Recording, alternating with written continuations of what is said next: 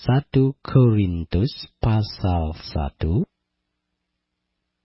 Dari Paulus yang oleh kehendak Allah dipanggil menjadi Rasul Kristus Yesus, dan dari Sostenes, saudara kita, kepada jemaah Allah di Korintus, yaitu mereka yang dikuduskan dalam Kristus Yesus dan yang dipanggil menjadi orang-orang kudus.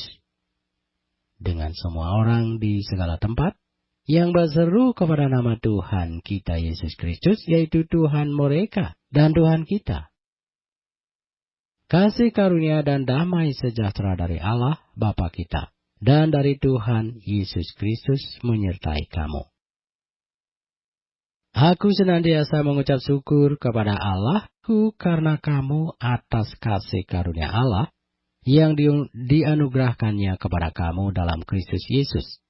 Sebab di dalam Dia kamu telah menjadi kaya dalam segala hal, dalam segala macam perkataan dan segala macam pengetahuan, sesuai dengan kesaksian tentang Kristus yang telah diteguhkan di antara kamu. Demikianlah kamu tidak kekurangan dalam sesuatu karunia pun, sementara kamu menantikan penyataan Tuhan kita Yesus Kristus. Ia juga akan meneguhkan kamu sampai kepada kesudahannya, sehingga kamu tak bercacat pada hari Tuhan kita Yesus Kristus. Allah yang memanggil kamu kepada persekutuan dengan anaknya Yesus Kristus Tuhan kita adalah setia. Tetapi aku menasihatkan kamu saudara-saudara, demi nama Tuhan kita Yesus Kristus, supaya kamu seia sekata dan jangan ada perpecahan di antara kamu.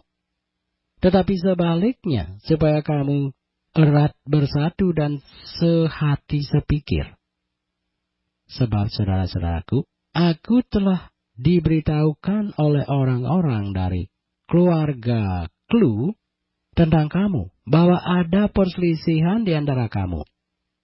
Yang aku maksudkan ialah bahwa kamu masing-masing berkata, aku dari golongan Paulus, atau aku dari golongan Apolos, atau aku dari golongan Kefas, atau aku dari golongan Kristus. Adakah Kristus terbagi-bagi? Adakah Paulus disalibkan karena kamu? Atau adakah kamu dibaptis dalam nama Paulus? Aku mengucap syukur bahwa tidak ada seorang pun juga di antara kamu yang aku baptis selain Krispus dan Gaius. Sehingga tidak ada orang yang dapat mengatakan bahwa kamu dibaptis dalam namaku. Juga keluarga Stefanus, aku yang membaptisnya, kecuali mereka aku tidak tahu entahkah ada lagi orang yang aku baptis. Sebab Kristus mengutus aku bukan untuk membaptis, tetapi untuk memberitakan Injil. Dan itu pun bukan dengan hikmat perkataan, supaya salib Kristus jangan menjadi sia-sia. Sebab pemberitaan tentang salib memang adalah kebodohan bagi mereka yang akan binasa. Tetapi bagi kita yang diselamatkan, pemberitaan itu adalah kekuatan Allah. Karena ada tertulis, aku akan membinasakan hikmat orang-orang berhikmat, dan kearifan orang-orang bijak akan kulenyapkan. Di manakah orang yang berhikmat? Di manakah ahli Taurat? Di manakah pembantah dari dunia ini? Bukankah Allah telah membuat hikmat dunia ini menjadi kebodohan? Oleh karena dunia dalam hikmat Allah tidak mengenal Allah oleh hikmatnya, maka Allah berkenan menyelamatkan mereka yang percaya oleh kebodohan pemberitaan Injil. Orang-orang Yahudi menghendaki tanda, dan orang-orang Yunani mencari hikmat.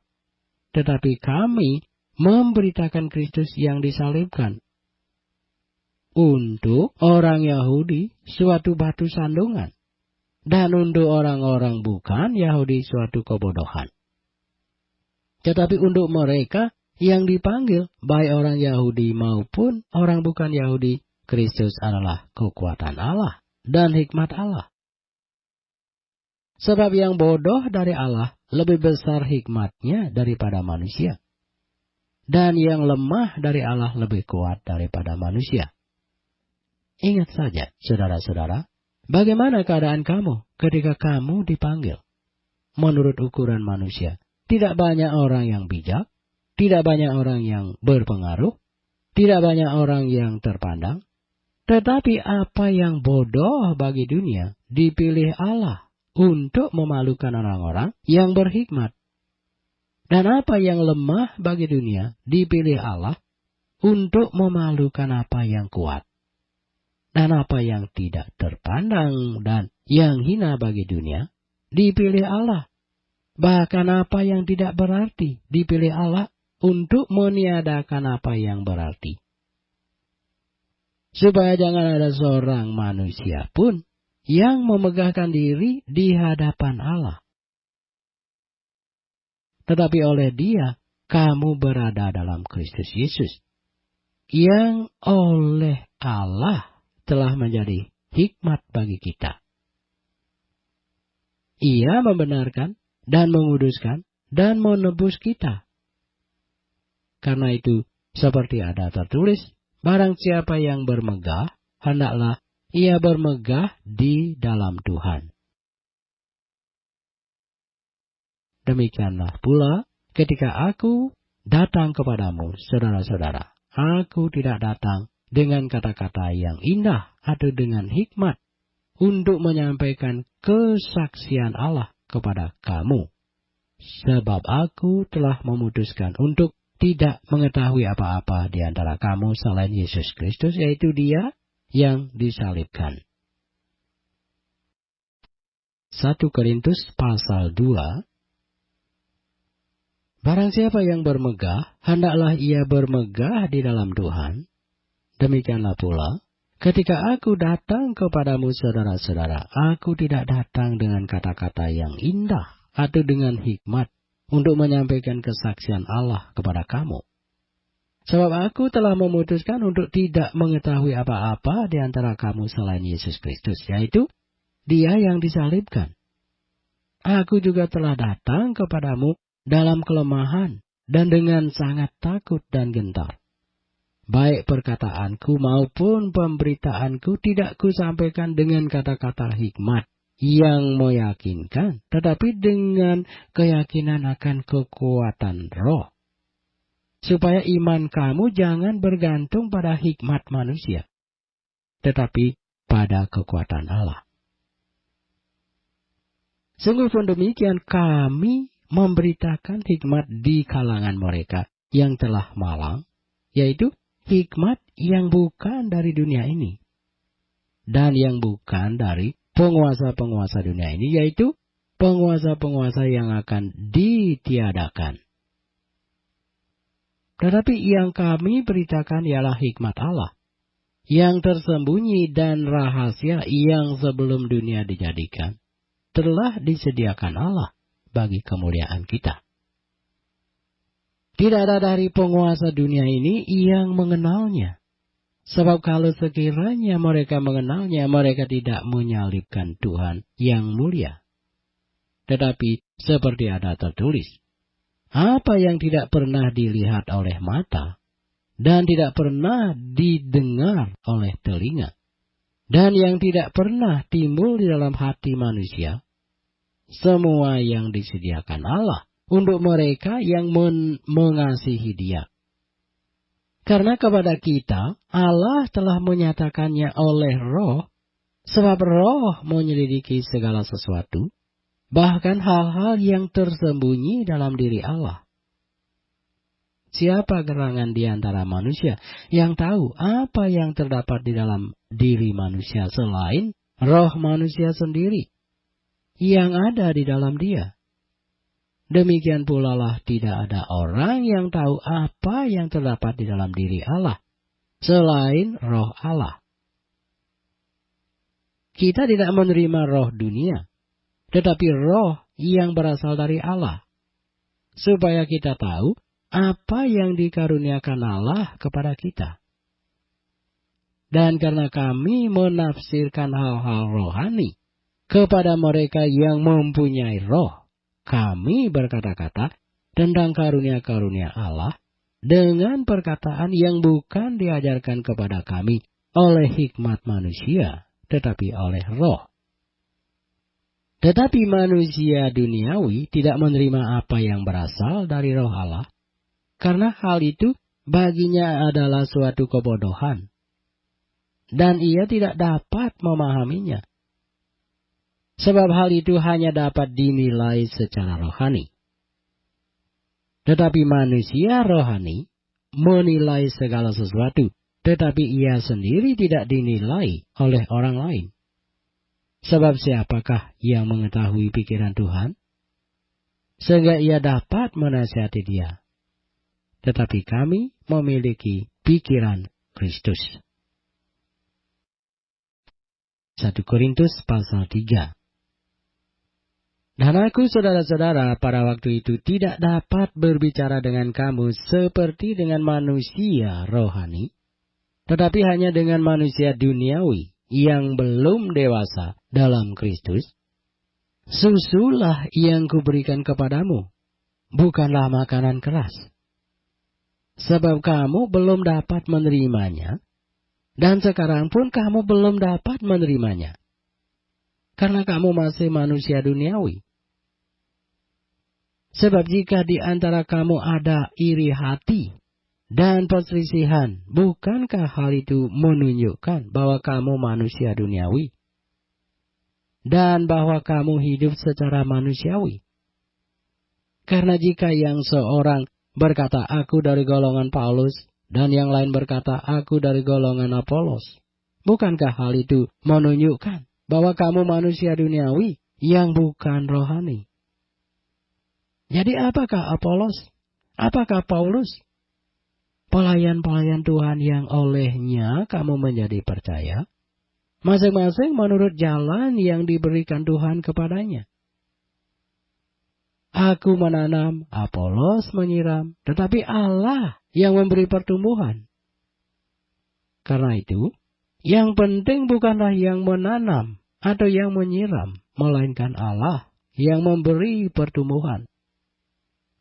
Baik yang menanam maupun yang menyiram adalah sama, dan masing-masing akan menerima upahnya sesuai dengan pekerjaannya sendiri. Karena kami adalah kawan sekerja Allah, kamu adalah ladang Allah, bangunan Allah. Sesuai dengan kasih karunia Allah yang dianugerahkan kepadaku, aku sebagai seorang ahli bangunan yang cakap telah meletakkan dasar, dan orang lain membangun terus di atasnya. Tetapi tiap-tiap orang harus memperhatikan bagaimana ia harus membangun di atasnya. Karena tidak ada seorang pun yang dapat meletakkan dasar lain daripada dasar yang telah diletakkan, yaitu Yesus Kristus. Entahkah orang membangun di atas dasar ini dengan emas, perak, batu, permata, kayu, rumput kering, atau jerami. Sekali kelak pekerjaan masing-masing orang akan nampak. Karena hari Tuhan akan menyatakannya. Sebab ia akan nampak dengan api. Dan bagaimana pekerjaan masing-masing orang akan diuji oleh api itu. Jika pekerjaan yang dibangun seseorang tahan uji, ia akan mendapat upah. Jika pekerjaannya terbakar, ia akan menderita kerugian, tetapi ia sendiri akan diselamatkan, tetapi seperti dari dalam api. Tidak tahukah kamu bahwa kamu adalah bait Allah, dan bahwa roh Allah diam di dalam kamu? Jika ada orang yang membinasakan bait Allah, maka Allah akan membinasakan dia. Sebab bait Allah adalah kudus, dan bait Allah itu ialah kamu. Janganlah ada orang yang menipu dirinya sendiri.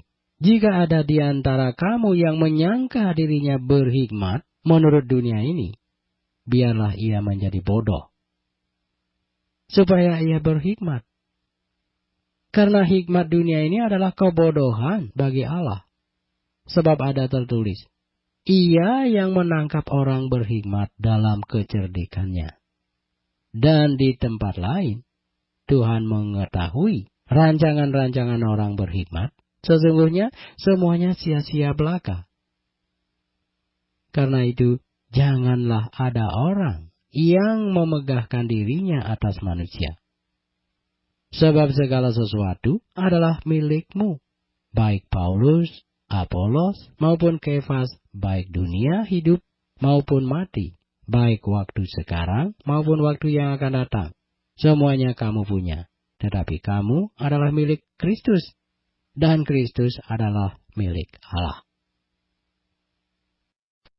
1 Korintus pasal 4. Demikianlah hendaknya orang memandang kami sebagai hamba-hamba Kristus yang kepadanya dipercayakan rahasia Allah, yang akhirnya dituntut dari pelayan-pelayan yang demikian ialah bahwa mereka ternyata dapat dipercayai. Bagiku, sedikit sekali artinya entahkah aku dihakimi oleh kamu atau oleh suatu pengadilan manusia. Malahan diriku sendiri pun tidak kuhakimi. Sebab memang aku tidak sadar akan sesuatu, tetapi bukan karena itulah aku dibenarkan. Dia yang menghakimi aku ialah Tuhan. Karena itu, janganlah menghakimi sebelum waktunya, yaitu sebelum Tuhan datang. Ia akan menerangi juga apa yang tersembunyi dalam kegelapan, dan ia akan memperlihatkan apa yang direncanakan di dalam hati. Maka tiap-tiap orang akan menerima pujian dari Allah. Saudara-saudara, kata-kata ini aku kenakan pada diriku sendiri dan pada Apolos, karena kamu, supaya dari teladan kami kamu belajar apakah artinya ungkapan jangan melampaui yang ada tertulis. Supaya jangan ada di antara kamu yang menyombongkan diri dengan jalan mengutamakan yang satu daripada yang lain. Sebab siapakah yang menganggap engkau begitu penting? Dan apakah yang engkau punyai yang tidak engkau terima? Dan jika engkau memang menerimanya, mengapakah engkau memegahkan diri seolah-olah engkau tidak menerimanya? Kamu telah kenyang, kamu telah menjadi kaya, tanpa kami, kamu telah menjadi raja. Alangkah baiknya kalau benar demikian, bahwa kamu telah menjadi raja, sehingga kami pun turut menjadi raja dengan kamu. Sebab menurut pendapatku, Allah memberikan kepada kami, para rasul, tempat yang paling rendah, sama seperti orang-orang yang telah dijatuhi hukuman mati. Sebab kami telah menjadi tontonan bagi dunia, bagi malaikat-malaikat dan bagi manusia. Kami bodoh oleh karena Kristus, tetapi kamu arif dalam Kristus. Kami lemah, tetapi kamu kuat. Kamu mulia, tetapi kami hina. Sampai pada saat ini, kami lapar, haus, telanjang, dipukul, dan hidup mengembara. Kami melakukan pekerjaan tangan yang berat. Kalau kami dimaki, kami memberkati. Kalau kami dianiaya, kami sabar. Kalau kami difitnah, kami tetap menjawab dengan ramah. Kami telah menjadi sama dengan sampah dunia, sama dengan kotoran dari segala sesuatu sampai pada saat ini. Hal ini kutuliskan bukan untuk memalukan kamu, tetapi untuk menegur kamu sebagai anak-anakku yang kukasihi. Sebab sekalipun kamu mempunyai beribu-ribu pendidik dalam Kristus, kamu tidak mempunyai banyak bapa, karena akulah yang dalam Kristus Yesus telah menjadi bapamu oleh Injil yang kuberitakan kepadamu. Sebab itu, aku menasihatkan kamu, turutilah teladanku. Justru itulah sebabnya aku mengirimkan kepadamu Timotius, yang adalah anakku yang sekasih dan yang setia dalam Tuhan. Ia akan memperingatkan kamu akan hidup yang kuturuti dalam Kristus Yesus, seperti yang kuajarkan di mana-mana dalam setiap jemaat. Tetapi ada beberapa orang yang menjadi sombong karena mereka menyangka bahwa aku tidak akan datang lagi kepadamu. Tetapi aku akan segera datang kepadamu kalau Tuhan menghendakinya. Maka aku akan tahu bukan tentang perkataan orang-orang yang sombong itu, tetapi tentang kekuatan mereka. Sebab kerajaan Allah bukan terdiri dari perkataan, tetapi dari kuasa. Apakah yang kamu kehendaki? Haruskah aku datang kepadamu dengan cambuk atau dengan kasih dan dengan hati yang lemah lembut? 1 Korintus pasal 5. Memang orang mendengar bahwa ada percabulan di antara kamu, dan percabulan yang begitu rupa, seperti yang tidak terdapat sekalipun di antara bangsa-bangsa yang tidak mengenal Allah, yaitu bahwa ada orang yang hidup dengan istri ayahnya. Sekalipun demikian kamu sombong, tidakkah lebih patut kamu berduka cita dan menjauhkan orang yang melakukan hal itu dari tengah-tengah kamu? Sebab aku, sekalipun secara badani tidak hadir, tetapi secara rohani hadir. Aku, sama seperti aku hadir, telah menjatuhkan hukuman atas dia, yang telah melakukan hal yang semacam itu. Bila mana kita berkumpul dalam roh, kamu bersama-sama dengan aku, dengan kuasa Yesus, Tuhan kita, orang itu harus kita serahkan dalam nama Tuhan Yesus kepada iblis, sehingga binasa tubuhnya, agar rohnya diselamatkan pada hari Tuhan. Kemegahanmu tidak baik. Tidak tahukah kamu bahwa sedikit lagi menghamili seluruh adonan? Buanglah ragi yang lama itu, supaya kamu menjadi adonan yang baru. Sebab kamu memang tidak beragi. Sebab anak domba Paskah kita juga telah disembelih, yaitu Kristus. Karena itu, marilah kita berpesta bukan dengan ragi yang lama, bukan pula dengan ragi keburukan dan kejahatan, tetapi dengan roti yang tidak beragi, yaitu kemurnian dan kebenaran. Dalam suratku telah kutuliskan kepadamu supaya kamu jangan bergaul dengan orang-orang cabul.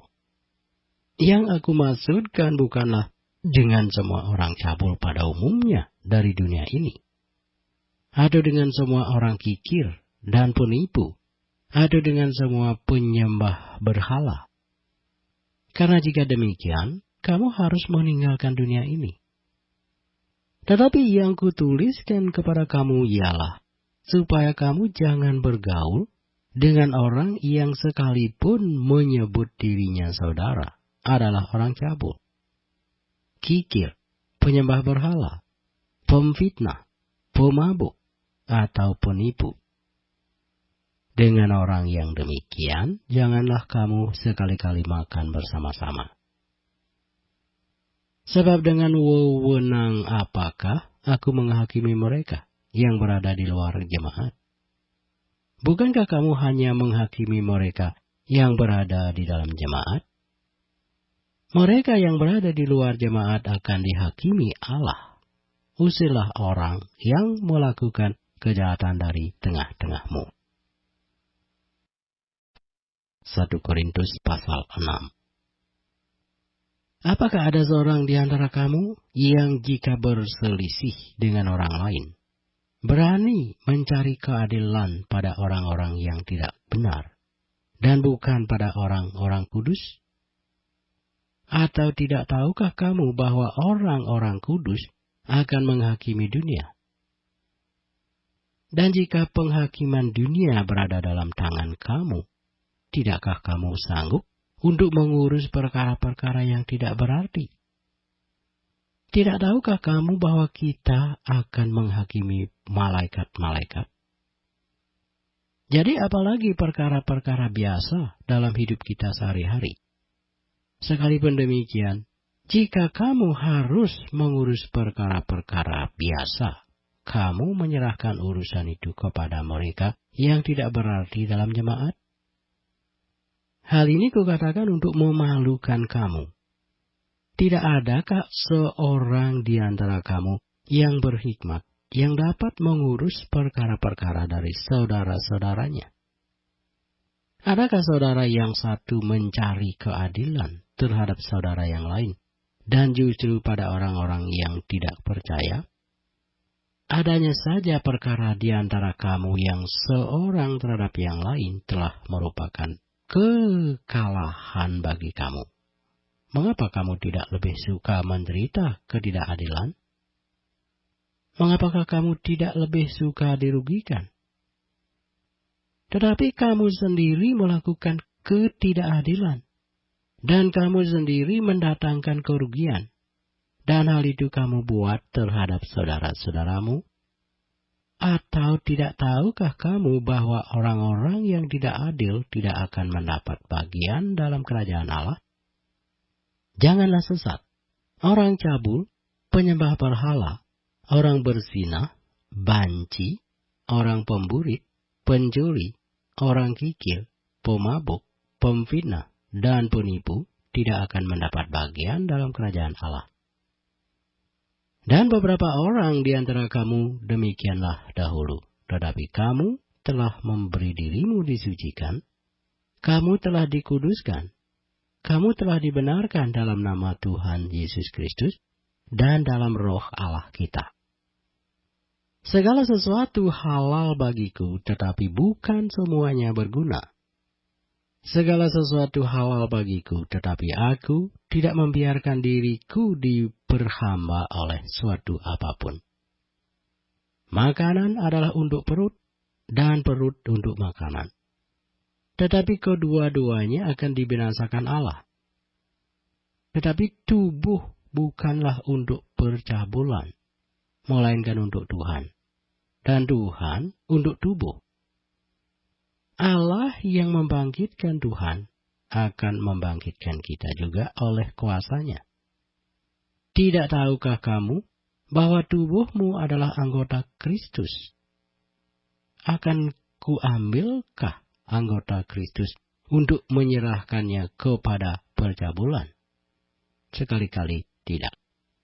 Atau tidak tahukah kamu bahwa siapa yang mengikatkan dirinya pada perempuan cabul menjadi satu tubuh dengan dia? Sebab demikianlah kata Nas, keduanya akan menjadi satu daging. Tetapi siapa yang mengikatkan dirinya pada Tuhan menjadi satu orang dengan dia. Jauhkanlah dirimu dari percabulan. Setiap dosa lain yang dilakukan manusia terjadi di luar dirinya. Tetapi orang yang melakukan percabulan berdosa terhadap dirinya sendiri. Atau tidak tahukah kamu bahwa tubuhmu adalah bait Roh Kudus yang diam di dalam kamu? Roh Kudus yang kamu peroleh dari Allah. Dan bahwa kamu bukan milik kamu sendiri.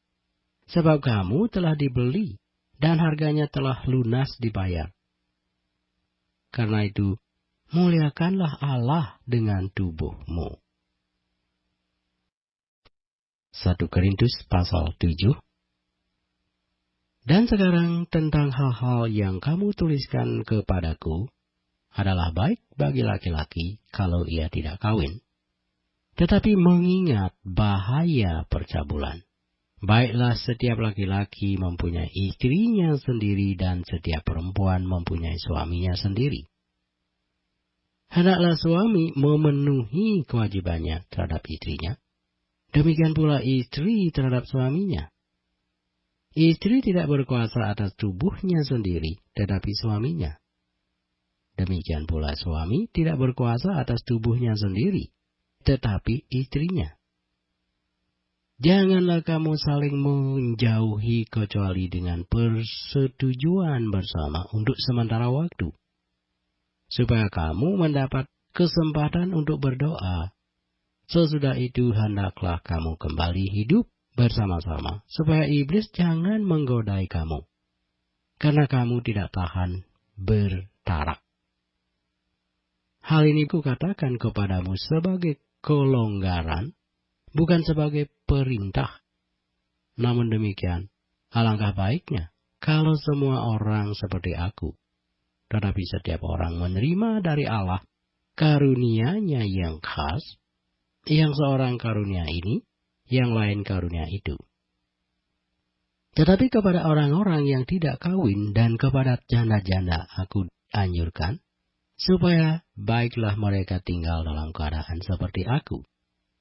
Tetapi kalau mereka tidak dapat menguasai diri, baiklah mereka kawin. Sebab lebih baik kawin daripada hangus karena hawa nafsu.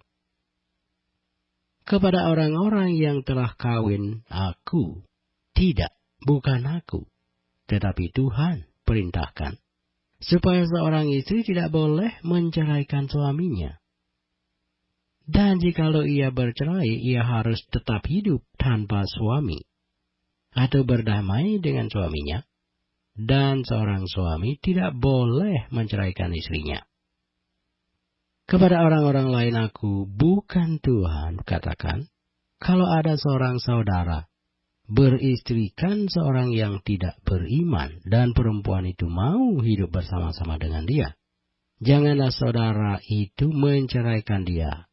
Dan kalau ada seorang istri bersuamikan seorang yang tidak beriman, dan laki-laki itu mau hidup bersama-sama dengan dia, janganlah ia menceraikan laki-laki itu. Karena suami yang tidak beriman itu dikuduskan oleh istrinya, dan istri yang tidak beriman itu dikuduskan oleh suaminya. Andai kata tidak demikian, niscaya anak-anakmu adalah anak cemar. Tetapi sekarang mereka adalah anak-anak kudus. Tetapi kalau orang yang tidak beriman itu mau bercerai, biarlah ia bercerai. Dalam hal yang demikian, saudara atau saudari tidak terikat. Tetapi Allah memanggil kamu untuk hidup dalam damai sejahtera. Sebab bagaimanakah engkau mengetahui, hai istri? Apakah engkau tidak akan menyelamatkan suamimu? Atau bagaimanakah engkau mengetahui, hai suami, apakah engkau tidak akan menyelamatkan istrimu? Selanjutnya, hendaklah tiap-tiap orang tetap hidup seperti yang telah ditentukan Tuhan baginya, dan dalam keadaan seperti waktu ia dipanggil Allah. Inilah ketetapan yang kuberikan kepada semua jemaat. Kalau seorang dipanggil dalam keadaan bersunat, janganlah ia berusaha meniadakan tanda-tanda sunat itu. Dan kalau seorang dipanggil dalam keadaan tidak bersunat, janganlah ia mau bersunat. Sebab bersunat atau tidak bersunat tidak penting. Yang penting ialah mentaati hukum-hukum Allah. Baiklah tiap-tiap orang tinggal dalam keadaan seperti waktu ia dipanggil Allah. Adakah engkau hamba waktu engkau dipanggil? Itu tidak apa-apa. Tetapi jikalau engkau mendapat kesempatan untuk dibebaskan, pergunakanlah kesempatan itu. Sebab seorang hamba yang dipanggil oleh Tuhan dalam pelayanannya adalah orang bebas, milik Tuhan. Demikian pula orang bebas yang dipanggil Kristus adalah hambanya. Kamu telah dibeli, dan harganya telah lunas dibayar. Karena itu janganlah kamu menjadi hamba manusia. Saudara-saudara, hendaklah tiap-tiap orang tinggal di hadapan Allah dalam keadaan seperti waktu ia dipanggil. Sekarang tentang para gadis. Untuk mereka, aku tidak mendapat perintah dari Tuhan. Tetapi aku memberikan pendapatku sebagai seorang yang dapat dipercayai karena rahmat yang diterimanya dari Allah. Aku berpendapat bahwa mengingat waktu darurat sekarang adalah baik bagi manusia untuk tetap dalam keadaannya. Adakah engkau terikat pada seorang perempuan, janganlah engkau mengusahakan perceraian. Adakah engkau tidak terikat pada seorang perempuan? Janganlah engkau mencari seorang. Tetapi kalau engkau kawin, engkau tidak berdosa. Dan kalau seorang gadis kawin, ia tidak berbuat dosa. Tetapi orang-orang yang demikian akan ditimpa kesusahan badani, dan aku mau menghindarkan kamu dari kesusahan itu. Saudara-saudara, inilah yang kumaksudkan, yaitu waktu telah singkat. Karena itu dalam waktu yang masih sisa ini, orang-orang yang beristri harus berlaku seolah-olah mereka tidak beristri. Dan orang-orang yang menangis seolah-olah tidak menangis. Dan orang-orang yang bergembira seolah-olah tidak bergembira. Dan orang-orang yang membeli seolah-olah tidak memiliki apa yang mereka beli.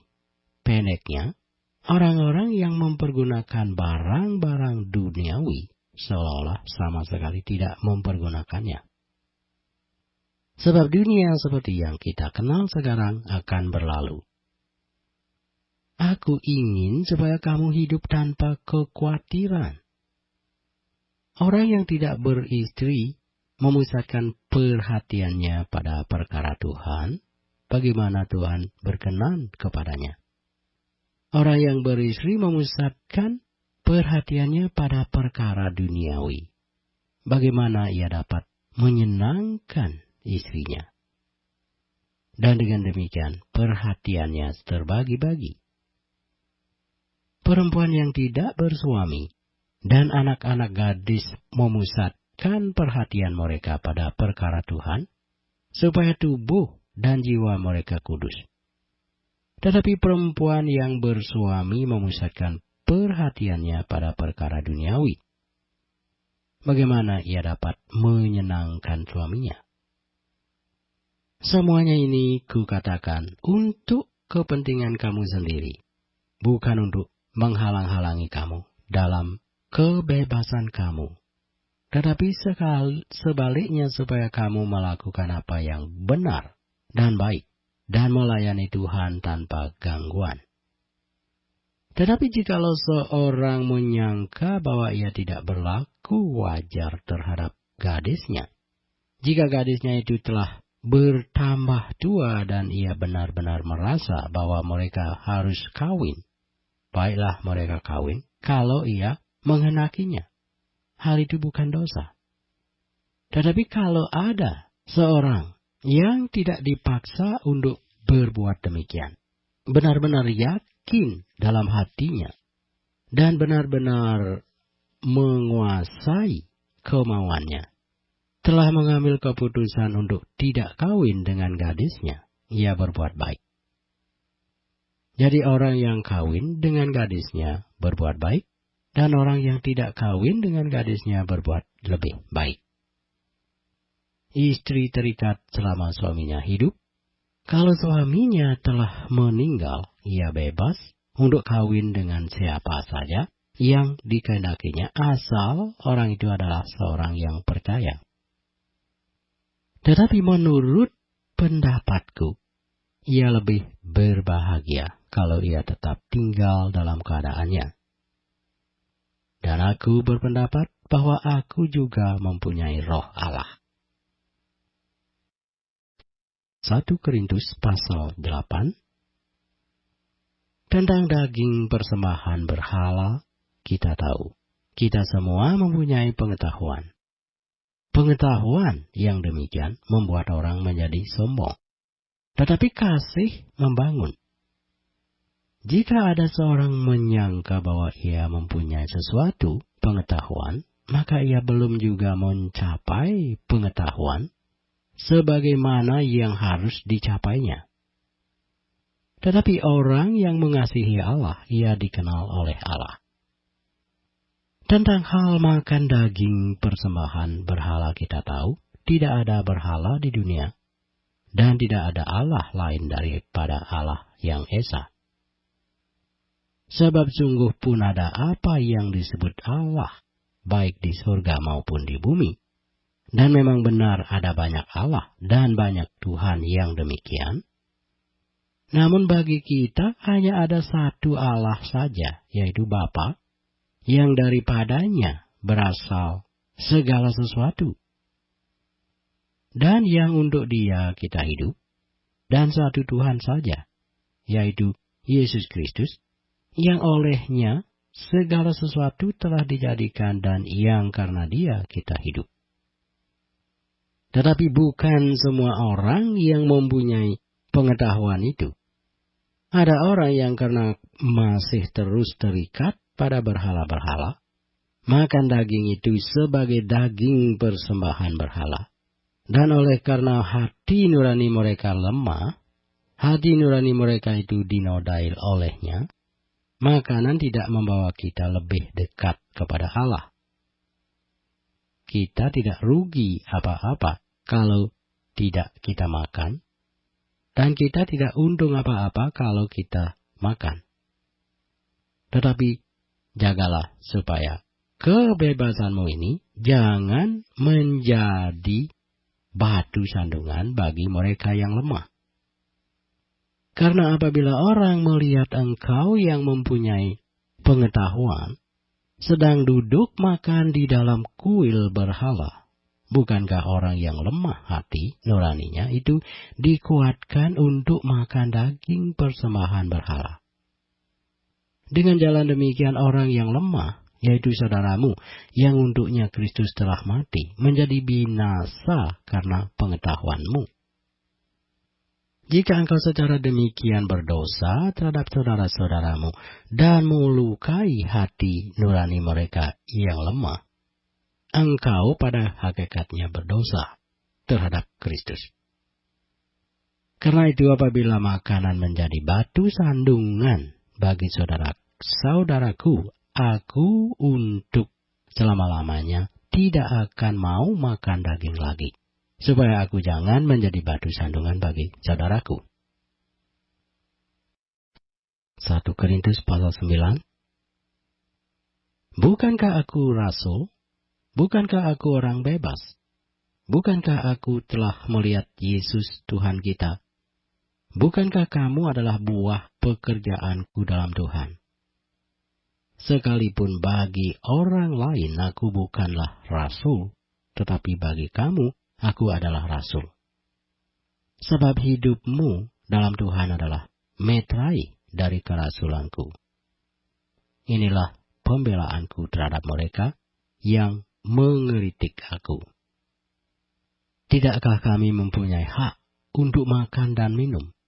Tidakkah kami mempunyai hak untuk membawa seorang istri Kristen dalam perjalanan kami, seperti yang dilakukan rasul-rasul lain dan saudara-saudara Tuhan dan Kefas? Atau hanya aku dan Barnabas sajakah yang tidak mempunyai hak untuk dibebaskan dari pekerjaan tangan? Siapakah yang pernah turut dalam peperangan atas biayanya sendiri? Siapakah yang menanami kebun anggur dan tidak memakan buahnya? Atau siapakah yang menggembalakan kawanan domba dan yang tidak minum susu domba itu? Apa yang kukatakan ini bukanlah hanya pikiran manusia saja. Bukankah hukum Taurat juga berkata-kata demikian? Sebab dalam hukum Musa ada tertulis, janganlah engkau memberangus mulut lembu yang sedang mengirik. Lembukah yang Allah perhatikan? Atau kitakah yang ia maksudkan? Ya, untuk kitalah hal ini ditulis. Yaitu, pembajak harus membajak dalam pengharapan. Dan pengirik harus mengirik dalam pengharapan untuk memperoleh bagiannya. Jadi jika kami telah menaburkan benih rohani bagi kamu, berlebih-lebihankah kalau kami menuai hasil duniawi daripada kamu? Kalau orang lain mempunyai hak untuk mengharapkan hal itu daripada kamu, bukankah kami mempunyai hak yang lebih besar? Tetapi kami tidak mempergunakan hak itu. Sebaliknya kami menanggung segala sesuatu, supaya jangan kami mengadakan rintangan bagi pemberitaan Injil Kristus. Tidak tahukah kamu bahwa mereka yang melayani dalam tempat kudus mendapat penghidupannya dari tempat kudus itu? Dan bahwa mereka yang melayani mezbah mendapat bagian mereka dari mezbah itu. Demikian pula Tuhan telah menetapkan bahwa mereka yang memberitakan Injil harus hidup dari pemberitaan Injil itu. Tetapi aku tidak pernah mempergunakan satu pun dari hak-hak itu. Aku tidak menulis semuanya ini supaya aku pun diperlakukan juga demikian. Sebab aku lebih suka mati daripada sungguh kemegahanku tidak dapat ditiadakan siapapun juga. Karena jika aku memberitakan Injil, aku tidak mempunyai alasan untuk memegahkan diri. Sebab itu adalah keharusan bagiku. Celakalah aku jika aku tidak memberitakan Injil. Kalau andai kata aku melakukannya menurut kehendakku sendiri, memang aku berhak menerima upah. Tetapi karena aku melakukannya bukan menurut kehendakku sendiri, pemberitaan itu adalah tugas penyelenggaraan yang ditanggungkan kepadaku. Kalau demikian, apakah upahku? Upahku ialah ini, bahwa aku boleh memberitakan Injil tanpa upah. Dan bahwa aku tidak mempergunakan hakku sebagai pemberita Injil. Sungguh pun aku bebas terhadap semua orang. Aku menjadikan diriku hamba dari semua orang. Supaya aku boleh memenangkan sebanyak mungkin orang. Demikianlah, bagi orang Yahudi, aku menjadi seperti orang Yahudi. Supaya aku memenangkan orang-orang Yahudi. Bagi orang-orang yang hidup di bawah hukum Taurat, aku menjadi seperti orang yang hidup di bawah hukum Taurat. Sekalipun aku sendiri tidak hidup di bawah hukum Taurat. Supaya aku dapat memenangkan mereka yang hidup di bawah hukum Taurat. Bagi orang-orang yang tidak hidup di bawah hukum Taurat, aku menjadi seperti orang yang tidak hidup di bawah hukum Taurat. Sekalipun aku tidak hidup di luar hukum Allah, karena aku hidup di bawah hukum Kristus. Supaya aku dapat memenangkan mereka yang tidak hidup di bawah hukum Taurat. Bagi orang-orang yang lemah, aku menjadi seperti orang yang lemah, supaya aku dapat menyelamatkan mereka yang lemah. Bagi semua orang aku telah menjadi segala-galanya, supaya aku sedapat mungkin memenangkan beberapa orang dari antara mereka. Segala sesuatu ini aku lakukan karena Injil, supaya aku mendapat bagian dalamnya. Tidak tahukah kamu bahwa dalam gelanggang pertandingan, semua peserta turut berlari, tetapi bahwa hanya satu orang saja yang mendapat hadiah. Karena itu, larilah begitu rupa, sehingga kamu memperolehnya. Tiap-tiap orang yang turut mengambil bagian dalam pertandingan, menguasai dirinya dalam segala hal. Mereka berbuat demikian untuk memperoleh suatu mahkota yang fana. Tetapi kita untuk memperoleh suatu mahkota yang abadi. Sebab itu aku tidak berlari tanpa tujuan. Dan aku bukan petinju yang sembarangan saja memukul. Tetapi aku melatih tubuhku dan menguasainya seluruhnya, supaya sesudah memberitakan Injil kepada orang lain, jangan aku sendiri ditolak. 1 Korintus pasal 10. Aku mau supaya kamu mengetahui, saudara-saudara, bahwa nenek moyang kita semua berada di bawah perlindungan awan, dan bahwa mereka semua telah melintasi laut. untuk menjadi pengikut Musa, mereka semua telah dibaptis dalam awan dan dalam laut. Mereka semua makan makanan rohani yang sama, dan mereka semua minum minuman rohani yang sama, sebab mereka minum dari batu karang rohani yang mengikuti mereka. Dan batu karang itu ialah Kristus. Tetapi sungguh pun demikian, Allah tidak berkenan kepada bagian yang terbesar dari mereka, karena mereka ditewaskan di padang gurun. Semuanya ini telah terjadi sebagai contoh bagi kita, untuk memperingatkan kita supaya jangan kita menginginkan hal-hal yang jahat seperti yang telah mereka perbuat, dan supaya jangan kita menjadi penyembah-penyembah berhala, sama seperti beberapa orang dari mereka. Seperti ada tertulis, maka duduklah bangsa itu untuk makan dan minum, kemudian bangunlah mereka dan bersukaria. Janganlah kita melakukan percabulan, seperti yang dilakukan oleh beberapa orang dari mereka. Sehingga pada satu hari telah tewas 23.000 orang. Dan janganlah kita mencobai Tuhan seperti yang dilakukan oleh beberapa orang dari mereka, sehingga mereka mati di pagut ular. Dan janganlah bersungut-sungut seperti yang dilakukan oleh beberapa orang dari mereka, sehingga mereka dibinasakan oleh malaikat maut. Semuanya ini telah menimpa mereka sebagai contoh, dan dituliskan untuk menjadi peringatan bagi kita yang hidup pada waktu di mana zaman akhir telah tiba. Sebab itu siapa yang menyangka bahwa ia teguh berdiri, hati-hatilah, supaya ia jangan jatuh. Pencobaan-pencobaan yang kamu alami ialah pencobaan-pencobaan biasa, yang tidak melebihi kekuatan manusia, sebab Allah setia.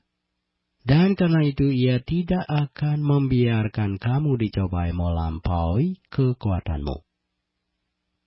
Pada waktu kamu dicobai, ia akan memberikan kepadamu jalan keluar, sehingga kamu dapat menanggungnya. Karena itu saudara-saudaraku yang kekasih, jauhilah penyembahan berhala. Aku berbicara kepadamu sebagai orang-orang yang bijaksana. Pertimbangkanlah sendiri apa yang aku katakan. Bukankah cawan pengucapan syukur yang atasnya kita ucapkan syukur adalah persekutuan dengan darah Kristus? Bukankah roti yang kita pecah-pecahkan adalah persekutuan dengan tubuh Kristus? Karena roti adalah satu, maka kita sekalipun banyak adalah satu tubuh. Karena kita semua mendapat bagian dalam roti yang satu itu. Perhatikanlah, bangsa Israel menurut daging, bukankah mereka yang makan apa yang dipersembahkan mendapat bagian dalam pelayanan mezbah? Apakah yang kumaksudkan dengan perkataan itu? Bahwa persembahan berhala adalah sesuatu? Atau bahwa berhala adalah sesuatu? Bukan.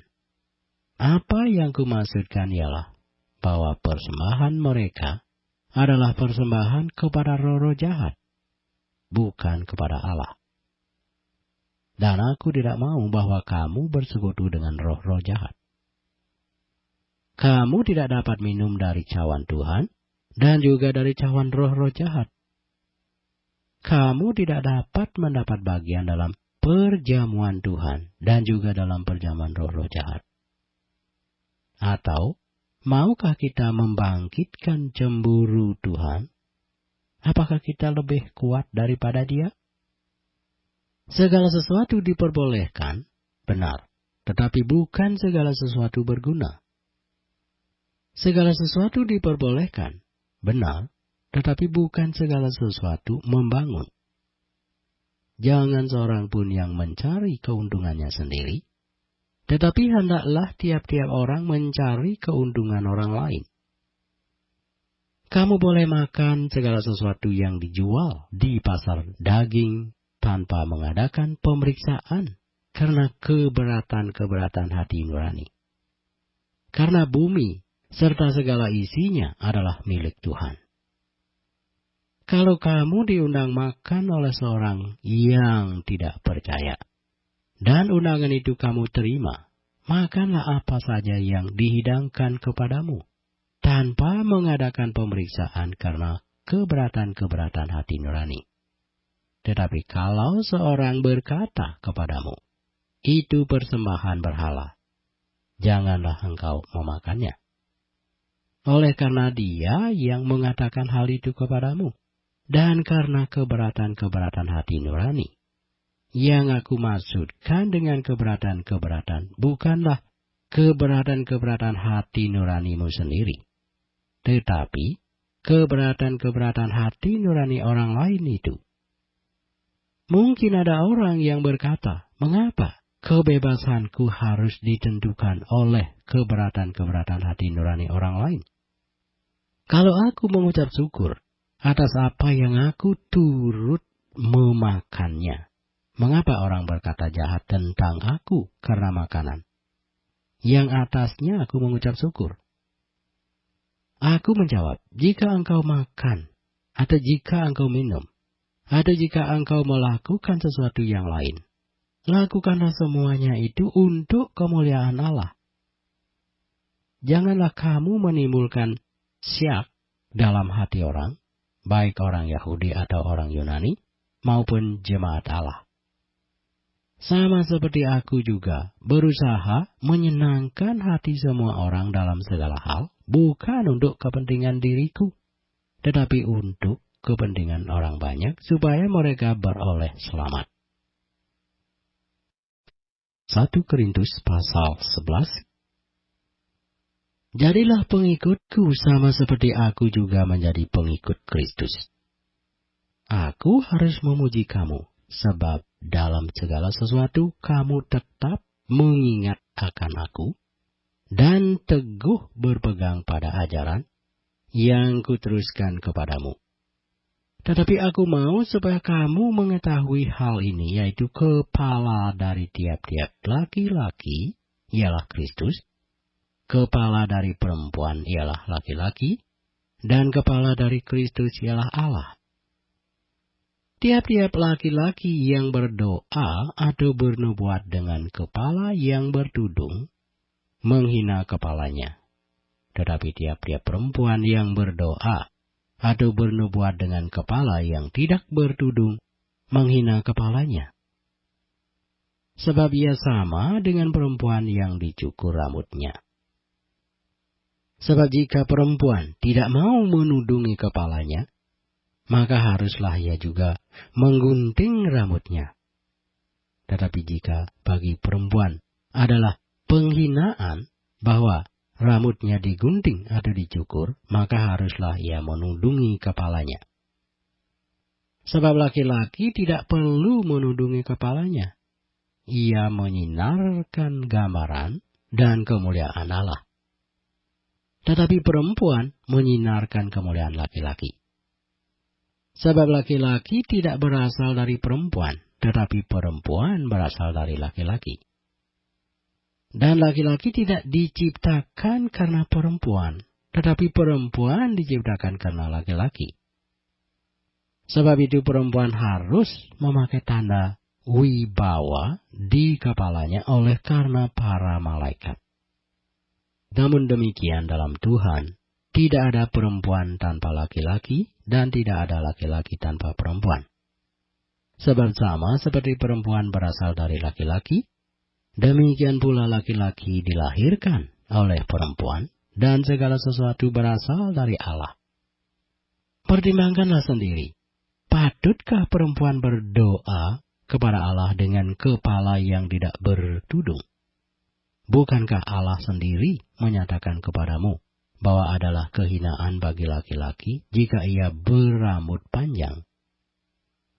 Tetapi bahwa adalah kehormatan bagi perempuan jika ia berambut panjang, sebab rambut diberikan kepada perempuan untuk menjadi penudung. Tetapi jika ada orang yang mau membantah, kami maupun jemaat-jemaat Allah tidak mempunyai kebiasaan yang demikian.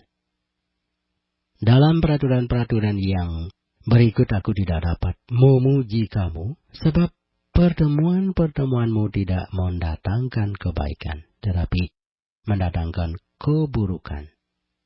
Sebab pertama-tama aku mendengar bahwa apabila kamu berkumpul sebagai jemaat, ada perpecahan di antara kamu, dan hal itu sedikit banyak aku percaya. Sebab di antara kamu harus ada perpecahan, supaya nyata nanti siapakah di antara kamu yang tahan uji. Apabila kamu berkumpul, kamu bukanlah berkumpul untuk makan perjamuan Tuhan. Sebab pada perjamuan itu, tiap-tiap orang mau makan dahulu makanannya sendiri.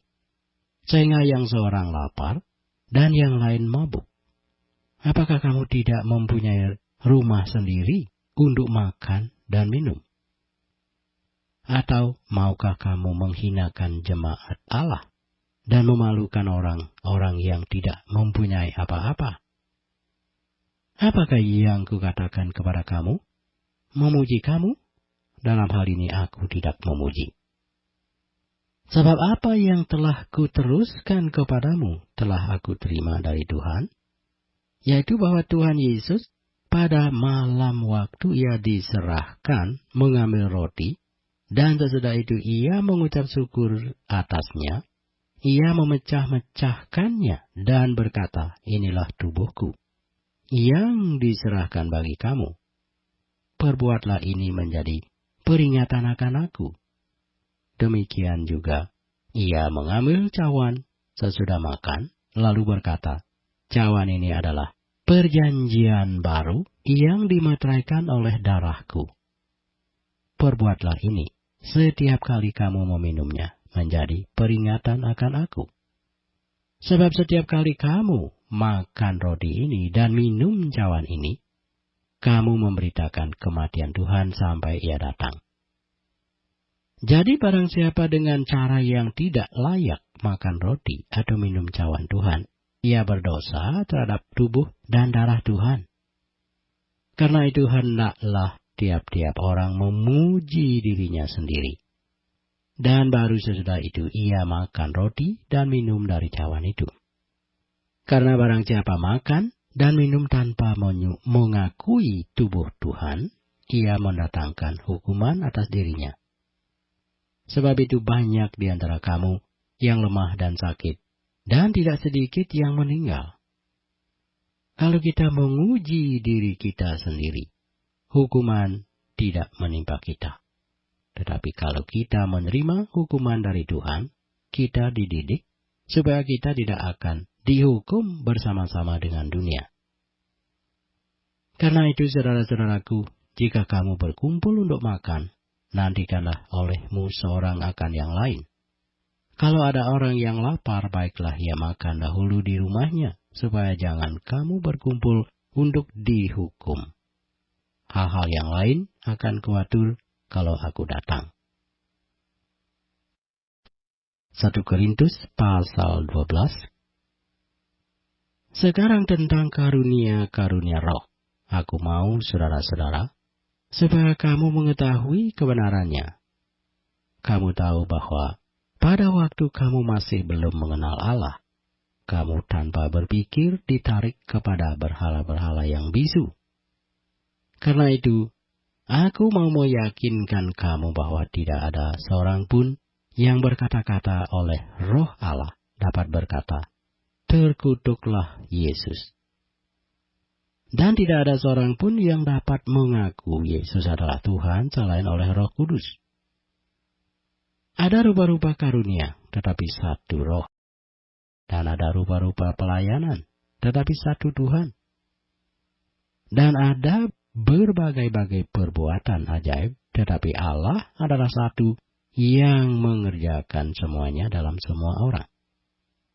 Tetapi kepada tiap-tiap orang dikaruniakan pernyataan roh untuk kepentingan bersama. Sebab kepada yang seorang, roh memberikan karunia untuk berkata-kata dengan hikmat, Dan kepada orang lain roh yang sama memberikan karunia berkata-kata dengan pengetahuan. Kepada yang seorang, roh yang sama memberikan iman. Dan kepada yang lain ia memberikan karunia untuk menyembuhkan.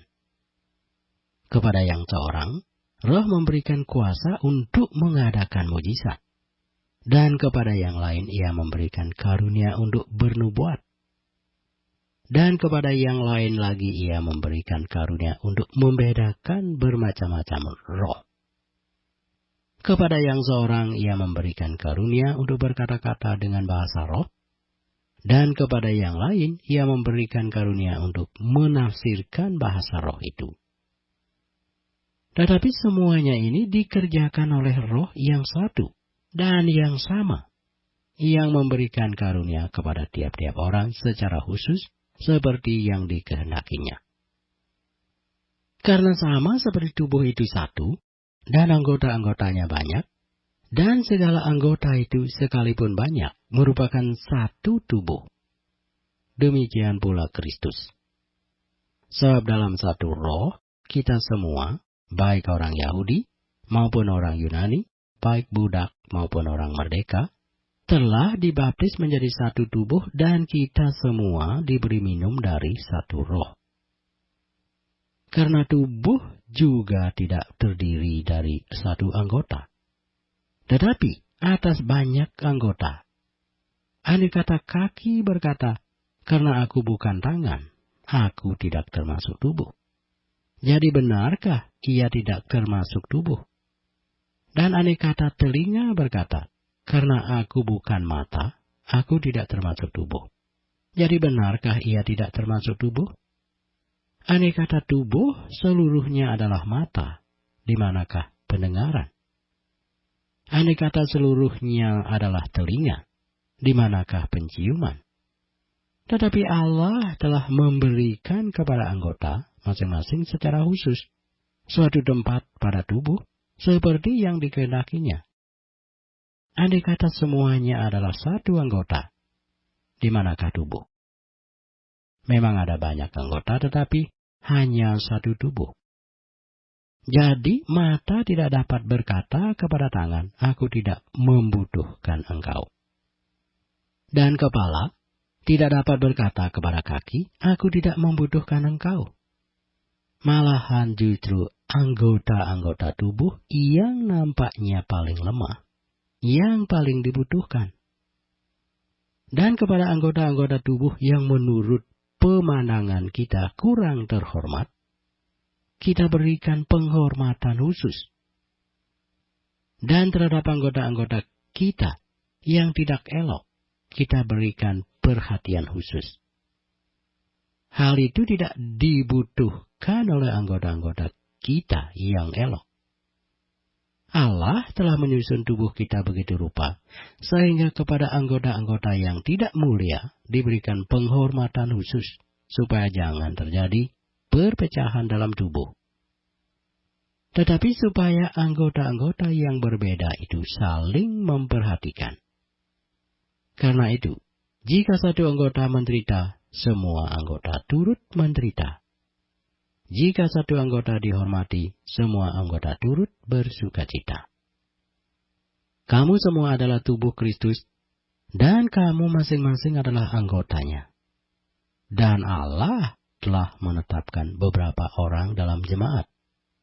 Pertama sebagai rasul, kedua sebagai nabi, ketiga sebagai pengajar. Selanjutnya mereka yang mendapat karunia untuk mengadakan mujizat, untuk menyembuhkan, untuk melayani, untuk memimpin, dan untuk berkata-kata dalam bahasa roh. Adakah mereka semua rasul, atau nabi, atau pengajar? Adakah mereka semua mendapat karunia untuk mengadakan mujizat, atau untuk menyembuhkan, atau untuk berkata-kata dalam bahasa roh, atau untuk menafsirkan bahasa roh? Jadi berusahalah untuk memperoleh karunia-karunia yang paling utama. Dan aku menunjukkan kepadamu jalan yang lebih utama lagi. 1 Korintus pasal 13.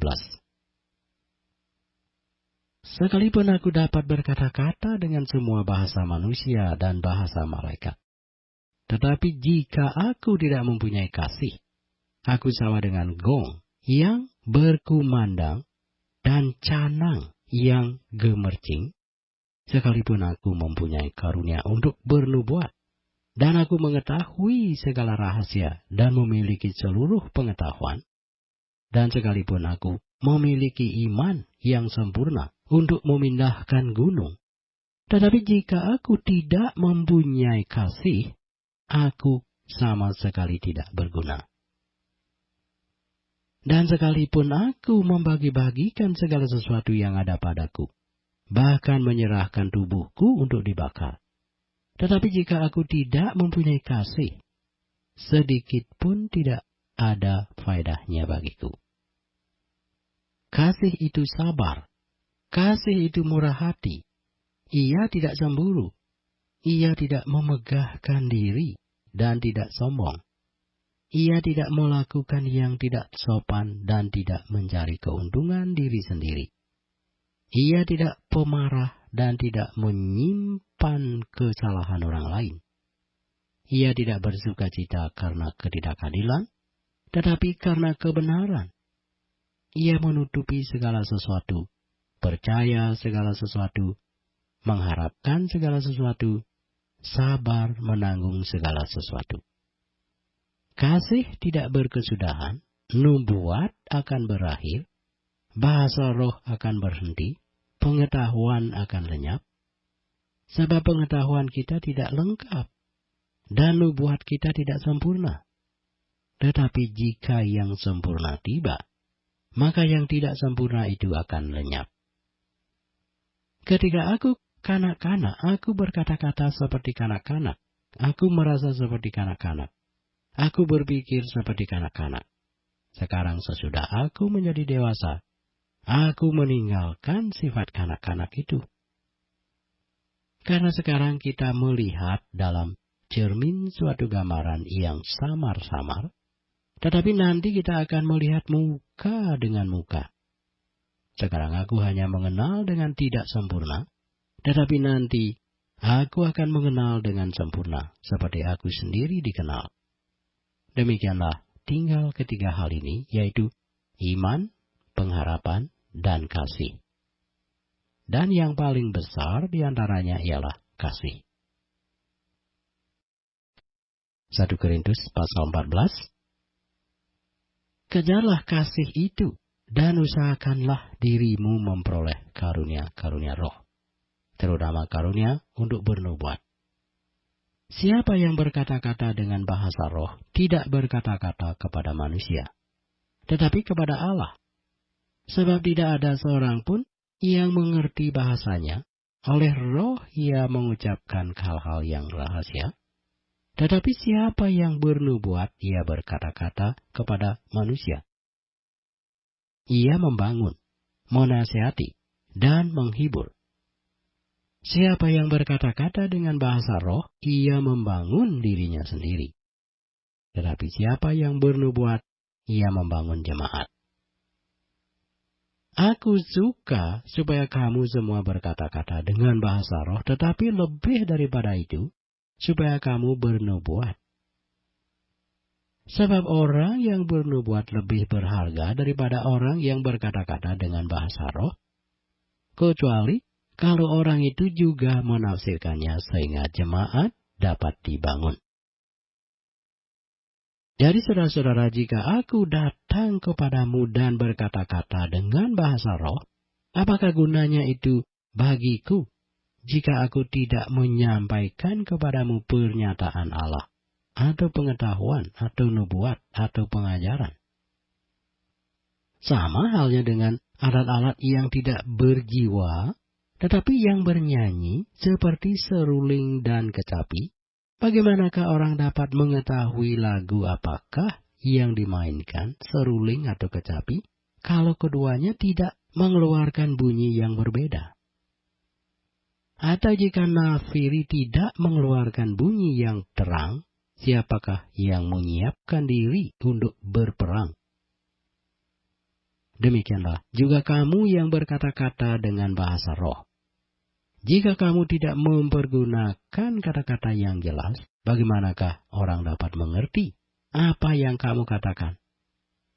Kata-katamu sia-sia saja kamu ucapkan di udara.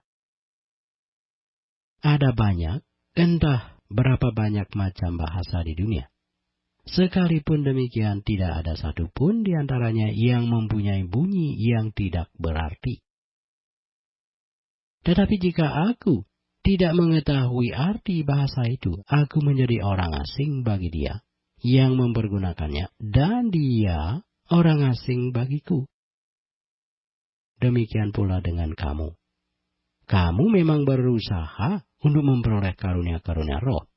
Tetapi lebih daripada itu, hendaklah kamu berusaha mempergunakannya untuk membangun jemaat. Karena itu, siapa yang berkata-kata dengan bahasa roh, ia harus berdoa supaya kepadanya diberikan juga karunia untuk menafsirkannya. Sebab jika aku berdoa dengan bahasa roh, maka rohkulah yang berdoa, tetapi akal budiku tidak turut berdoa. Jadi apakah yang harus kuperbuat? Aku akan berdoa dengan rohku, tetapi aku akan berdoa juga dengan akal budiku. Aku akan menyanyi dan memuji dengan rohku, tetapi aku akan menyanyi dan memuji juga dengan akal budiku. Sebab jika engkau mengucap syukur dengan rohmu saja, bagaimanakah orang biasa yang hadir sebagai pendengar dapat mengatakan amin atas pengucapan syukurmu? Bukankah ia tidak tahu apa yang engkau katakan? Sebab sekalipun pengucapan syukurmu itu sangat baik, tetapi orang lain tidak dibangun olehnya. Aku mengucap syukur kepada Allah, bahwa aku berkata-kata dengan bahasa roh lebih daripada kamu semua. Tetapi dalam pertemuan jemaat, aku lebih suka mengucapkan 5 kata yang dapat dimengerti untuk mengajar orang lain juga, daripada beribu-ribu kata dengan bahasa roh. Saudara-saudara, janganlah sama seperti anak-anak dalam pemikiranmu. Jadilah anak-anak dalam kejahatan, tetapi orang dewasa dalam pemikiranmu. Dalam hukum Taurat ada tertulis, oleh orang-orang yang mempunyai bahasa lain, dan oleh mulut orang-orang asing, aku akan berbicara kepada bangsa ini, namun demikian mereka tidak akan mendengarkan aku. Firman Tuhan. Karena itu karunia bahasa roh adalah tanda, bukan untuk orang yang beriman, tetapi untuk orang yang tidak beriman. Sedangkan karunia untuk bernubuat adalah tanda, bukan untuk orang yang tidak beriman, tetapi untuk orang yang beriman. Jadi kalau seluruh jemaat berkumpul bersama-sama dan tiap-tiap orang berkata-kata dengan bahasa roh, lalu masuklah orang-orang luar atau anggota-anggota yang tidak beriman, tidakkah akan mereka katakan bahwa kamu gila? Tetapi kalau semua bernubuat, lalu masuk orang yang tidak beriman atau orang baru, ia akan diyakinkan oleh semua dan diselidiki oleh semua. Segala rahasia yang terkandung di dalam hatinya akan menjadi nyata. Sehingga ia akan sujud menyembah Allah dan mengaku sungguh Allah ada di tengah-tengah kamu. Jadi, bagaimana sekarang saudara-saudara?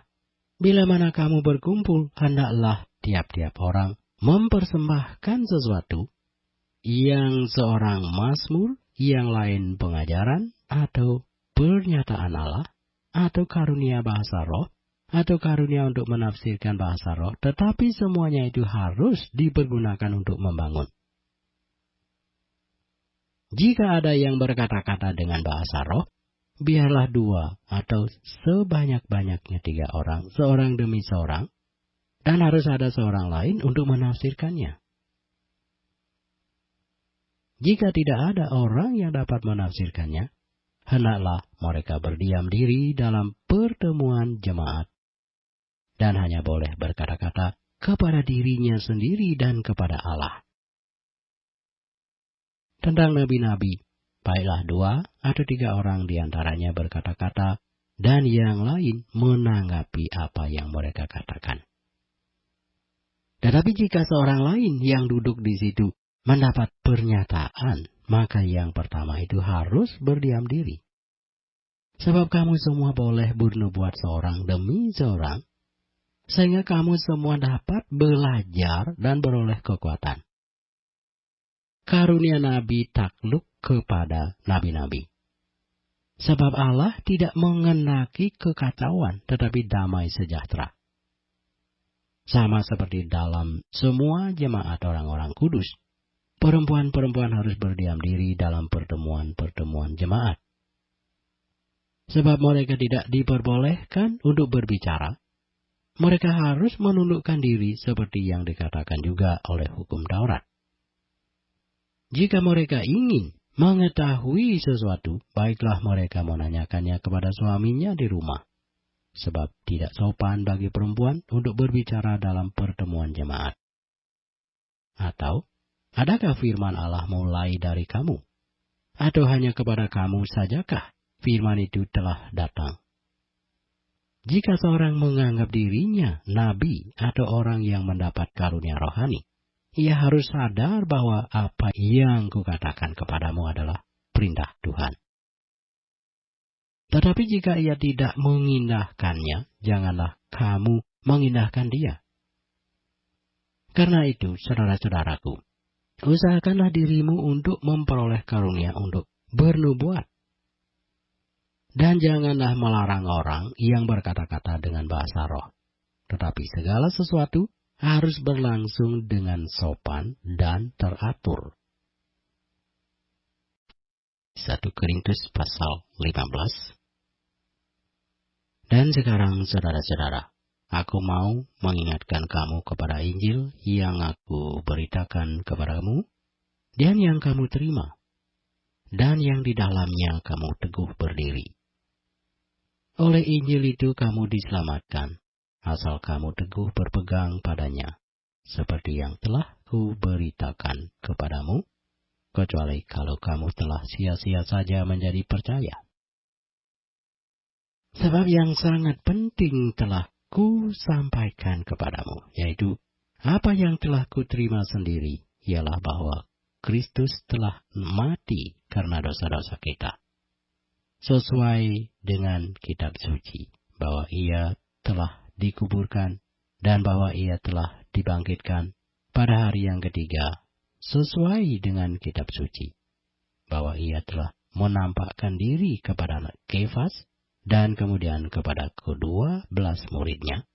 Sesudah itu, ia menampakkan diri kepada lebih dari 500 saudara sekaligus. Kebanyakan dari mereka masih hidup sampai sekarang, tetapi beberapa di antaranya telah meninggal. Selanjutnya ia menampakkan diri kepada Yakobus, kemudian kepada semua rasul. Dan yang paling akhir dari semuanya, ia menampakkan diri juga kepadaku, sama seperti kepada anak yang lahir sebelum waktunya. Karena aku adalah yang paling hina dari semua rasul. Sebab aku telah menganiaya jemaat Allah. Tetapi karena kasih karunia Allah, aku adalah sebagaimana aku ada sekarang. Dan kasih karunia yang dianugerahkannya kepadaku tidak sia-sia. Sebaliknya, aku telah bekerja lebih keras daripada mereka semua. Tetapi bukannya aku, melainkan kasih karunia Allah yang menyertai aku. Sebab itu baik aku maupun mereka, demikianlah kami mengajar dan demikianlah kamu menjadi percaya. Jadi bila mana kami beritakan bahwa Kristus dibangkitkan dari antara orang mati, bagaimana mungkin ada di antara kamu yang mengatakan bahwa tidak ada kebangkitan orang mati? Kalau tidak ada kebangkitan orang mati, maka Kristus juga tidak dibangkitkan. Tetapi andai kata Kristus tidak dibangkitkan, maka sia-sialah pemberitaan kami, dan sia-sialah juga kepercayaan kamu. Lebih daripada itu, kami ternyata berdusta terhadap Allah. Karena tentang Dia kami katakan bahwa Ia telah membangkitkan Kristus, padahal Ia tidak membangkitkannya. Kalau andai kata benar bahwa orang mati tidak dibangkitkan. Sebab jika benar orang mati tidak dibangkitkan, maka Kristus juga tidak dibangkitkan. Dan jika Kristus tidak dibangkitkan, maka sia-sialah kepercayaan kamu, dan kamu masih hidup dalam dosamu. Demikianlah binasa juga orang-orang yang mati dalam Kristus. Jikalau kita hanya dalam hidup ini saja menaruh pengharapan pada Kristus, maka kita adalah orang-orang yang paling malang dari segala manusia. Tetapi yang benar ialah bahwa Kristus ialah dibangkitkan dari antara orang mati, sebagai yang sulung dari antara orang-orang yang telah meninggal. Sebab sama seperti maut datang karena satu orang manusia, demikian juga kebangkitan orang mati datang karena satu orang manusia. Karena sama seperti semua orang mati dalam persekutuan dengan Adam, demikian pula semua orang akan dihidupkan kembali dalam persekutuan dengan Kristus. Tetapi tiap-tiap orang menurut urutannya, Kristus sebagai buah sulung. Sesudah itu, mereka yang menjadi miliknya pada waktu kedatangannya. Kemudian tiba kesudahannya, yaitu bila mana ia menyerahkan kerajaan kepada Allah Bapa, sesudah ia membinasakan segala pemerintahan, kekuasaan, dan kekuatan. Karena ia harus memegang pemerintahan sebagai raja sampai Allah meletakkan semua musuhnya di bawah kakinya. Musuh yang terakhir yang dibinasakan ialah maut. Sebab segala sesuatu telah ditaklukkannya di bawah kakinya. Tetapi kalau dikatakan bahwa segala sesuatu telah ditaklukkan, maka teranglah bahwa ia sendiri yang telah menaklukkan segala sesuatu di bawah kaki Kristus itu tidak termasuk di dalamnya. Tetapi kalau segala sesuatu telah ditaklukkan di bawah Kristus, maka ia sendiri sebagai anak akan menaklukkan dirinya di bawah Dia, yang telah menaklukkan segala sesuatu di bawahnya, supaya Allah menjadi semua di dalam semua. Jika tidak demikian, apakah faedahnya perbuatan orang-orang yang dibaptis sebagai orang mati? Kalau orang mati sama sekali tidak dibangkitkan, mengapa mereka mau dibaptis sebagai orang-orang yang telah meninggal? Dan kami juga, mengapakah kami setiap saat membawa diri kami ke dalam bahaya? Saudara-saudara, tiap-tiap hari aku berhadapan dengan maut, demi kebanggaanku akan kamu dalam Kristus Yesus Tuhan kita. Aku katakan bahwa hal ini benar, kalau hanya berdasarkan pertimbangan-pertimbangan manusia saja, aku telah berjuang melawan binatang buas di Efesus. Apakah gunanya hal itu bagiku? Jika orang mati tidak dibangkitkan, maka marilah kita makan dan minum, sebab besok kita mati. Janganlah kamu sesat. Pergaulan yang buruk merusakkan kebiasaan yang baik. Sadarlah kembali sebaik-baiknya, dan jangan berbuat dosa lagi. Ada di antara kamu yang tidak mengenal Allah. Hal ini kukatakan supaya kamu merasa malu. Tetapi mungkin ada orang yang bertanya, bagaimanakah orang mati dibangkitkan? Dan dengan tubuh apakah mereka akan datang kembali? Hai orang bodoh, apa yang engkau sendiri taburkan tidak akan tumbuh dan hidup, kalau ia tidak mati dahulu. Dan yang engkau taburkan bukanlah tubuh tanaman yang akan tumbuh, tetapi biji yang tidak berkulit, umpamanya biji gandum atau biji lain. Tetapi Allah memberikan kepadanya suatu tubuh seperti yang dikehendakinya. Ia memberikan kepada tiap-tiap biji tubuhnya sendiri. Bukan semua daging sama. Daging manusia lain daripada daging binatang. Lain daripada daging burung. Lain daripada daging ikan. Ada tubuh surgawi dan ada tubuh duniawi. Tetapi kemuliaan tubuh surgawi lain daripada kemuliaan tubuh duniawi. Kemuliaan matahari lain daripada kemuliaan bulan, dan kemuliaan bulan lain daripada kemuliaan bintang-bintang. Dan kemuliaan bintang yang satu berbeda dengan kemuliaan bintang yang lain. Demikianlah pula halnya dengan kebangkitan orang mati. Ditaburkan dalam kebinasaan, dibangkitkan dalam ketidakbinasaan. Ditaburkan dalam kehinaan, dibangkitkan dalam kemuliaan. Ditaburkan dalam kelemahan, dibangkitkan dalam kekuatan. Yang ditaburkan adalah tubuh alamiah, yang dibangkitkan adalah tubuh rohania. Jika ada tubuh alamiah, maka ada pula tubuh rohani. Seperti ada tertulis manusia pertama, Adam menjadi makhluk yang hidup, tetapi Adam yang akhir menjadi roh yang menghidupkan. Tetapi yang mula-mula datang bukanlah yang rohani, tetapi yang alamiah. Kemudian barulah datang yang rohania. Manusia pertama berasal dari debu tanah dan bersifat jasmani. Manusia kedua berasal dari sorga. Makhluk-makhluk alamiah sama dengan dia yang berasal dari debu, tanah, dan makhluk-makhluk surgawi sama dengan dia yang berasal dari surga. Sama seperti kita telah memakai rupa dari yang alamiah, demikian pula kita akan memakai rupa dari yang surgawi.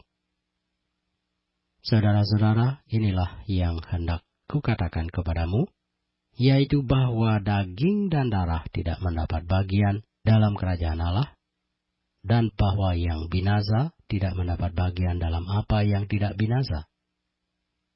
Sesungguhnya aku menyatakan kepadamu suatu rahasia. Kita tidak akan mati semuanya, tetapi kita semuanya akan diubah dalam sekejap mata, pada waktu bunyi nafiri yang terakhir. Sebab nafiri akan berbunyi, dan orang-orang mati akan dibangkitkan dalam keadaan yang tidak dapat binasa, dan kita semua akan diubah. Karena yang dapat binasa ini harus mengenakan yang tidak dapat binasa, dan yang dapat mati ini harus mengenakan yang tidak dapat mati. Dan sesudah yang dapat binasa ini mengenakan yang tidak dapat binasa, dan yang dapat mati ini mengenakan yang tidak dapat mati, maka akan genaplah firman Tuhan yang tertulis, maut telah ditelan dalam kemenangan. Hai maut, di manakah kemenanganmu? Hai maut, di manakah sengatmu? Sengat maut ialah dosa, dan kuasa dosa ialah hukum Taurat. Tetapi syukur kepada Allah yang telah memberikan kepada kita kemenangan oleh Yesus Kristus Tuhan kita. Karena itu saudara-saudaraku yang kekasih, berdirilah teguh, jangan goyah, dan giatlah selalu dalam pekerjaan Tuhan. Sebab kamu tahu bahwa dalam persekutuan dengan Tuhan jerih payahmu tidak sia-sia. 1 Korintus pasal 16. Tentang pengumpulan uang bagi orang-orang kudus, hendaklah kamu berbuat sesuai dengan petunjuk-petunjuk yang kuberikan kepada jemaat-jemaat di Galatia. Pada hari pertama, dari tiap-tiap minggu hendaklah kamu masing-masing, sesuai dengan apa yang kamu peroleh, menyisihkan sesuatu dan menyimpannya di rumah, supaya jangan pengumpulan itu baru diadakan kalau aku datang. Sesudah aku tiba, aku akan mengutus orang-orang yang kamu anggap layak dengan surat ke Yerusalem untuk menyampaikan pemberianmu. Kalau ternyata penting bahwa aku juga pergi, maka mereka akan pergi bersama-sama dengan aku. Aku akan datang kepadamu sesudah aku melintasi Makedonia, sebab aku akan melintasi Makedonia. Dan di Korintus mungkin aku akan tinggal beberapa lamanya dengan kamu, atau mungkin aku akan tinggal selama musim dingin, sehingga kamu dapat menolong aku untuk melanjutkan perjalananku. Sebab sekarang aku tidak mau melihat kamu hanya sepintas lalu saja. Aku harap dapat tinggal agak lama dengan kamu, jika diperkenankan Tuhan. Tetapi aku akan tinggal di Efesus sampai hari raya Pantekosta. Sebab di sini banyak kesempatan bagiku untuk mengerjakan pekerjaan yang besar dan penting, sekalipun ada banyak penentang. Jika Timotius datang kepadamu, usahakanlah supaya ia berada di tengah-tengah kamu tanpa takut, sebab ia mengerjakan pekerjaan Tuhan, sama seperti aku. Jadi janganlah ada orang yang menganggapnya rendah, tetapi tolonglah dia, supaya ia melanjutkan perjalanannya dengan selamat, agar ia datang kembali kepadaku, sebab aku di sini menunggu kedatangannya bersama-sama dengan saudara-saudara yang lain. Tentang saudara Apolos, telah berulang-ulang aku mendesaknya untuk bersama-sama dengan saudara-saudara lain mengunjungi kamu. Tetapi ia sama sekali tidak mau datang sekarang. Kalau ada kesempatan baik nanti, ia akan datang. Berjaga-jagalah, berdirilah dengan teguh dalam iman. Bersikaplah sebagai laki-laki, dan tetap kuat. Lakukanlah segala pekerjaanmu dalam kasih. Ada suatu permintaan lagi kepadamu, saudara-saudara. Kamu tahu bahwa Stefanus dan keluarganya adalah orang-orang yang pertama-tama bertobat di Akhaya, dan bahwa mereka telah mengabdikan diri kepada pelayanan orang-orang kudus. Karena itu taatilah orang-orang yang demikian, dan setiap orang yang turut bekerja dan berjerih payah. Aku bergembira atas kedatangan Stefanus, Fortunatus, dan Achaicus, karena mereka melengkapi apa yang masih kurang padamu. Karena mereka menyegarkan rohku dan roh kamu. Hargailah orang-orang yang demikian. Salam kepadamu dari jemaat di Asia Kecil, Aquila, Priska, dan jemaat di rumah mereka menyampaikan berlimpah-limpah salam kepadamu. Salam kepadamu dari saudara-saudara semuanya.